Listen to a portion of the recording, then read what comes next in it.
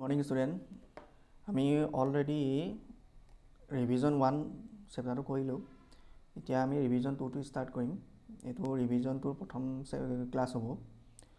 গতিকে ইয়াৰ এটা বস্তু আমি চাই লওঁ ৰিভিজন 2 কৰাৰ আগতে। ৰিভিজন 2ত আছে আমাৰ স্কোৱাৰ আৰু ৰুট স্কোৱাৰ, মানে বৰ্গ আৰু বৰ্গমূল। বৰ্গ কাক কয় আৰু বৰ্গমূল কাক কয়। এতিয়া সেইটো বস্তু জানিব লাগিব, বৰ্গ কাক কয় আৰু বৰ্গমূল কাক কয়। বৰ্গ হৈছে কিবা এটা সংখ্যাক 1ক যদি মই দুটা যদি একেই পূৰণ কৰি দিওঁ, 1ৰ লগত 1 পূৰণ কৰিলে হ'ব 1, 2ৰ লগত 2 পূৰণ কৰিলে হ'ব 4। এতিয়া 2 বৰ্গ কিমান বুলি ক'লে 4 হ'ব। ঠিক আছে, বৰ্গ মানে দুটা একেই পূৰণ কৰা। যেনেকৈ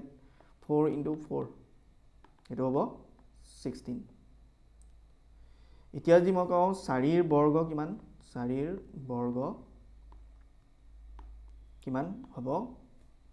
ইকুৱেল হ'ব 16, মানে দুটা 4 পূৰণ কৰিলে হ'ব 16। তাৰপিছত আহিলে বৰ্গমূল। বৰ্গমূলটো হৈছে উল্টা। এতিয়া ইয়াৰ 4ৰ বৰ্গ হৈছে 16 আৰু 16ৰ বৰ্গমূল কিমান 4। এতিয়া ছাপ'জ ধৰি লওঁ মই এইটো 9 আছে, 9ৰ বৰ্গমূল কিমান হ'ব, বৰ্গমূল 9 কিহে কিহে পূৰণ কৰি পাওঁ, 3 দুবাৰ দুটা পূৰণ কৰিলে পাওঁ, তেতিয়াহ'লে 9ৰ বৰ্গমূল হ'ব 3। ঠিক আছে, মানে 9ৰ 3 দুটা 3 পূৰণ কৰিলে আমাৰ হয় 9। তেনেকৈ 16ৰ বৰ্গমূল কিমান, 16ৰ বৰ্গমূল 4। ইয়াৰ উল্টাটো 4 বৰ্গ হৈছে 16, 16ৰ বৰ্গমূল 4। বৰ্গ আৰু বৰ্গমূল এটা আনটোৰ উল্টা হয়। এতিয়া তুমি চোৱা 2ৰ বৰ্গ কিমান, 2ৰ বৰ্গ কিমান হ'ব, 2 × 2 = 4 আৰু 4ৰ বৰ্গমূল 2। এতিয়া ঠিক আছে, এতিয়া এই যে 2 বৰ্গ যে লিখিলোঁ, 2ৰ বৰ্গ, ইয়াক অংকত কেনেকৈ ক'ব, 2 স্কোৱাৰ = 4। 2 স্কোৱাৰ মানে 2 দুটা পূৰণ হৈ আছে। তেনেকৈ 3 বৰ্গমূল 3ৰ বৰ্গ কিমান হ'ব, 3 × 3 মানে 3 দুটা পূৰণ হৈ আছে 9। 3 দুটা পূৰণ হ'লে 9 হ'ব। 3 তিনিটা পূৰণ হ'লে কি হয়, 3 × 3 তিনিটা পূৰণ হ'লে কিমান হ'ব, 27। 3 তিনিটা পূৰণ হৈছে, 3 × 3 = 9, 9 × 3 = 28। সেইটো আচলতে আমি এতিয়া বৰ্গ আৰু বৰ্গমূলৰ বিষয়ে, বৰ্গ কি হয় আৰু বৰ্গমূল কি হয় এই তাৰ বিষয়ে আমি গম পালোঁ। এতিয়া আমাৰ নেক্সট আমি ইয়াৰ চেপ্টাৰটোত পঢ়া আৰম্ভ কৰোঁ, কি কি আছে চাই লওঁ চেপ্টাৰটোত। এতিয়া চাওঁ, যদি এটা স্বাভাৱিক সংখ্যা mক n স্কোৱাৰ হিচাপে প্ৰকাশ কৰিব পাৰি, য'ত n এটা স্বাভাৱিক সংখ্যা, তেতিয়াহ'লে m এটা বৰ্গ সংখ্যা হ'ব। ঠিক আছে, এইটো হৈছে mৰ ডেফিনিশ্যন। যেনেকৈ 4 এটা হৈছে বৰ্গ সংখ্যা, ইয়াক 2 স্কোৱাৰ হিচাপে লিখিব পাৰি। কিন্তু 3 বৰ্গৰ সংখ্যা নেকি, নহয়, কাৰণ ইয়াক 3ক আমি স্কোৱাৰ ফৰ্মত লিখিব নোৱাৰোঁ। 6টো বৰ্গ সংখ্যা নহয়, কেলৈ নহয়, 6টোক আমি স্কোৱাৰ ফৰ্মত লিখিব নোৱাৰোঁ। 8টো বৰ্গ সংখ্যা নেকি, নহয়, কাৰণ 8টোক আমি স্কোৱাৰ ফৰ্মত লিখিব নোৱাৰোঁ। দুটা একে সংখ্যা পূৰণ কৰিলে কেতিয়াও 8 পোৱা নাযায়। যেনেকৈ 6, দুটা একে সংখ্যা পূৰণ কৰিলে কেতিয়াও 6 পোৱা নাযায়। 9ক বৰ্গ সংখ্যা লিখিব পাৰিনে, পাৰি, কাৰণ 3 দুটা পূৰণ কৰিলে আমি 9 পাওঁ। গতিকে বৰ্গ সংখ্যা কোনবিলাক সেইটো আমি জানিব লাগিব। যিবিলাক সংখ্যা দুটা একেই পূৰণ কৰিলে পোৱা যায় সেইবিলাকক কয় বৰ্গ সংখ্যা। ঠিক আছে, এতিয়া এটা কথা কৈছে, এইটো চোৱা, 9, 6, 16 আদিবোৰ হৈছে বৰ্গ সংখ্যা। 9, 6 এইবিলাক বৰ্গ সংখ্যা হয়। কেলৈ হয়, 4ক 2 দুটা পূৰণ কৰিলে 4 হয়, 3 দুটা পূৰণ কৰিলে 9 হয়, 4 দুটা পূৰণ কৰিলে 16 হয়। গতিকে এইবিলাক হৈছে চব বৰ্গ সংখ্যা। তাৰপিছত আহিলে বৰ্গ সংখ্যাৰ সকলো বৰ্গ সংখ্যাৰ এককৰ স্থানত 0, 1, 4, 6 আৰু 9 শেষ হয়। এই বস্তুটো চাই লোৱা, যিকোনো বৰ্গ সংখ্যা মই এতিয়া ধৰিলোঁ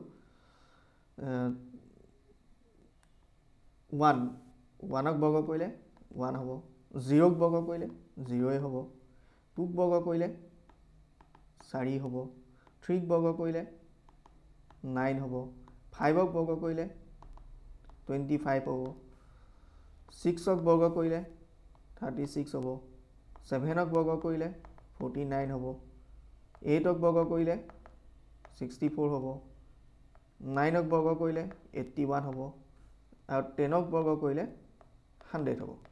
এতিয়া এই গোটেইখিনিত চোৱা লাষ্টৰ সংখ্যাটো কি আছে 10ক যদি বৰ্গ কৰোঁ লাষ্টৰ সংখ্যাটো কি পাম 0 9ক বৰ্গ কৰিলে লাষ্টৰ সংখ্যা 1 8ক বৰ্গ কৰিলে লাষ্টৰ সংখ্যা 4 7ক বৰ্গ কৰিলে লাষ্টৰ সংখ্যা 9 6ক বৰ্গ কৰিলে লাষ্টৰ সংখ্যা 6 5ক বৰ্গ কৰিলে লাষ্টৰ সংখ্যা 5 3ক 9 2ক 4 1ক 1 এইটো 1 এতিয়া লাষ্টত কি কি পাইছোঁ আমি 0 পাইছোঁ 1 পাইছোঁ 4 পাইছোঁ 9 পাইছোঁ 5 পাইছোঁ 6 পাইছোঁ আকৌ এইকেইটা ৰিপিট হৈছে 0 1 4 9 তো লাষ্টত আমি লাষ্ট কোনোবা এটা সংখ্যা যিকোনো সংখ্যা এইকেইটাতো থাকিবই অংক থাকিবই যিয়ে সংখ্যা তুমি লিখা তাক যদি বৰ্গ যদি লাষ্টত এইকেইটা সংখ্যা থাকে তেতিয়াহ'লে তাক আমি বৰ্গ বুলি কনচিডাৰ কৰিব পাৰিম বৰ্গ বুলি ধৰিব পাৰিম যেনেকৈ কি কি সংখ্যা থাকিব লাগিব 0 থাকিব লাগিব 1 থাকিব লাগিব 4 থাকিব লাগিব 5 থাকিব লাগিব 6 থাকিব লাগিব 9 থাকিব লাগিব এইকেইটা মানে শেষৰ সংখ্যাটো কি হ'ব লাগিব 0 1 4 5 6 9 যদি ইয়াৰ বাহিৰে বেলেগ কিবা সংখ্যা থাকে লাষ্টৰ সংখ্যা বোলে 3 আছে এইটো বোলে এটা সংখ্যা লৈছোঁ লাষ্টৰ সংখ্যা 3 আছে ই বৰ্গ সংখ্যা হ'বনে চকু মুদি কওঁ আমি নহয় বুলি 12 বা লাষ্টৰ সংখ্যা 2 আছে তো ই বৰ্গ সংখ্যা হ'বনে নহয় তেনেকৈ আৰু এটা লওঁ 1 1 2 ই বৰ্গ সংখ্যা নে লাষ্টত কি আছে 2 আছে 2 থাকিলে ইয়াত আছে 2 নাই গতিকে ই বৰ্গ সংখ্যা নহয় তেনেকৈ আৰু এটা 137 এতিয়া 7টো বৰ্গ সংখ্যা আছে নেকি লাষ্টৰ সংখ্যাটো 7 আছে বৰ্গ সংখ্যা 7 আছে নেকি নাই তাহলে ই বৰ্গ সংখ্যা নহয় যদি কিন্তু আমি যদি আৰু এটা লওঁ 136 ঠিক আছে এতিয়া লাষ্টৰ সংখ্যা কি আছে 6 আছে 6 বৰ্গ সংখ্যা শেষ হয়নে হয় গতিকে 6 ই বৰ্গ সংখ্যা হ'ব পাৰেনে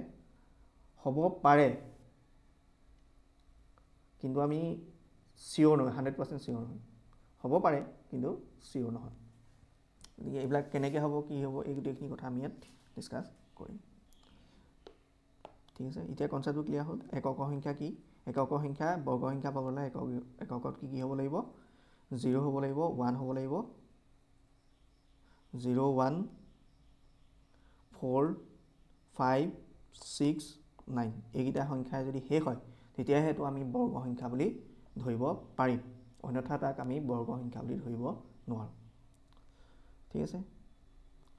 এইটো কথাই কৈছে বৰ্গমূল বিপৰীত প্ৰক্ৰিয়া এটা আনটো উল্টা যিটো কথা মই কৈছিলোঁ 7ৰ বৰ্গ 49 49ৰ বৰ্গমূল 7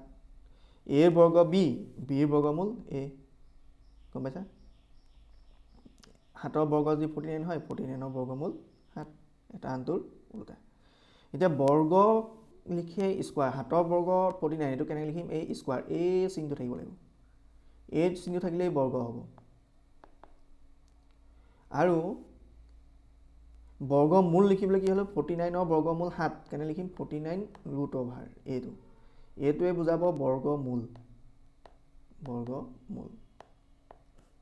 ঠিক আছে এতিয়া 49ৰ বৰ্গমূল কি 49ৰ বৰ্গমূল 7 আৰু -7 দুইটা হ'ব কেলে হ'ব 7 দুটা পূৰণ কৰিলেও পায় 49 আৰু -7 দুটা পূৰণ কৰিলেও পায় 49 -7 -7 দুটা পূৰণ কৰিলেও পায় 49 কাৰণ মাইনাছে প্লাছ হৈ যায় পূৰণ কৰি দিলে গতিকে কোনোবা এটা সংখ্যা বৰ্গমূল আমি সদায় প্লাছ মাইনাছ পাম চাপ'জ 16ৰ বৰ্গমূল কিমান হ'ব প্লাছ -4 4টোতো হ'বই লগতে -4ও হ'ব ঠিক আছে এইটো ক্লিয়াৰ হ'লনে 4ৰ বৰ্গমূল প্লাছ -2 প্লাছটোতো হয় তোৰ লগতে -2 হ'ব ঠিক আছে বৰ্গমূল তেতিয়াহ'লে কি হয় প্লাছ মাইনাছ দুই ধৰণে হয়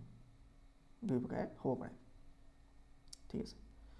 এতিয়া এটা বস্তু চাওঁ nৰ বৰ্গ আৰু n+1ৰ বৰ্গৰ মাজত 2nটা স্বাভাৱিক সংখ্যা আছে ঠিক আছে এই বস্তুটো মই এনেকৈ চাওঁ 3 স্কোৱাৰ আৰু 4 স্কোৱাৰৰ মাজত কিমানটা স্বাভাৱিক সংখ্যা আছে 3 স্কোৱাৰ মানে কিমান 3 স্কোৱাৰ মানে কিমান 3 স্কোৱাৰ মানে হৈছে 9 আৰু 4 স্কোৱাৰ মানে হৈছে 16 ইহঁতৰ মাজত কিমানটা সংখ্যা আছে কেইটা সংখ্যা আছে 10 11 12 13 14 15 মানে কিমানটা আছে 3 4 5 6টা আছে তেতিয়াহ'লে এইখিনি নকৰাকৈ যদি এইটোতো মই 2 আৰু 4 3 আৰু 4 লৈছোঁ কাৰণেহে যদি মই ডাঙৰ সংখ্যাটো ধৰোঁ এইখিনি নকৰাকৈ মই ডাইৰেক্ট কেনেকৈ ক'ব পাৰিম এইটো 6টা আছে নে কেইটা আছে সেইটো কাৰণে আমি কি ক'ব লাগিব এই সৰুটো ইয়াৰ লগত 3 এইটো সৰুটো 3 নহয় নে 3 আৰু 4 মাজত কোনটো সৰু 3টো তেতিয়া এই 3টোৰ লগত 2 এটা পূৰণ কৰি দিলেই হৈ যাব 6 মানে কেইটা আছে 6টা এইটো ইম্পৰ্টেণ্ট কুৱেশ্যন হয় আহে আগতেও আহে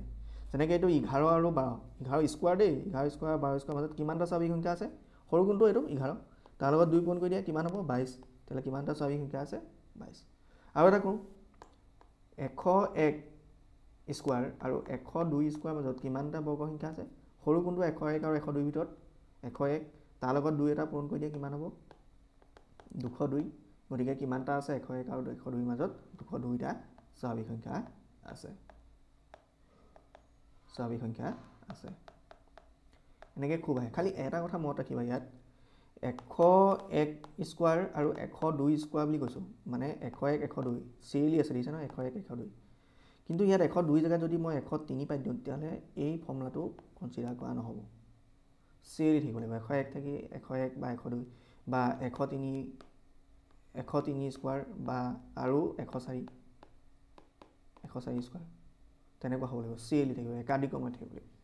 যদি নাথাকে চাপ'জ ধৰি লোৱা মোক যদি কয় 57 স্কোৱাৰ আৰু